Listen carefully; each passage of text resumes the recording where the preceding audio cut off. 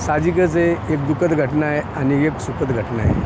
त्यामुळं माझ्यासारख्या कार्यकर्त्याला आनंद बी तितकाच झालेला आहे आणि दुःखद घटना झाल्यामुळं दुःखही तितकंच झालेलं आहे. पण शेवटी आदरणीय दादांनी महाराष्ट्रामध्ये राष्ट्रवादी काँग्रेस पक्षाची केलेली निर्मिती आणि राष्ट्रवादी काँग्रेस पक्षाच्या माध्यमातून संपूर्ण महाराष्ट्रामध्ये पक्षाचं उभं केलेले साम्राज्य, त्याच्या दृष्टिकोनातून आज हा खरं तर शपथविधी महत्त्वाचा मानला जातो. कुठेतरी घाई केली असं वाटत नाही? 2च दिवस झाले नाही, शेवटी पक्ष चालवत असताना राष्ट्रवादी काँग्रेस पक्षाचे वरिष्ठ नेते असतील, प्रफुल्लभाई पटेल असतील, सुनीलजी तटकरे असतील, छगनरावजी भुजबळ असतील, या वरिष्ठ नेत्यांनी जो निर्णय घेतला असेल त्या निर्णयानुसार आजचा हा शपथविधी आयोजित केलेला आहे. या शपथविधीची माहिती जी आहे ती आज शरद पवारांना नाही. घरात कुठेतरी आलबेल नाही असं वाटतं, कारण की दोन्ही राष्ट्रवादी एकत्र येण्याच्या चर्चा सुरू नाही. त्यात शरद पवारांना ही गोष्ट तुम्ही जे म्हणता मला वाटत नाही त्याच्यामध्ये तथ्य असेल. तरी पण आता 2 वाजता विधिमंडळाची आमची बैठक आहे, त्या बैठकीमध्ये पण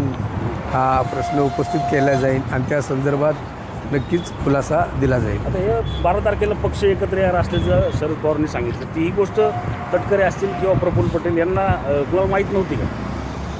प्रफुल्लभाई पटेल, सुनीलजी तटकरे हे राष्ट्रवादी काँग्रेस पक्षाचे ज्येष्ठ नेते. या सर्व गोष्टीची कल्पना या दोन्ही नेत्यांना असेल असं मला वाटतं.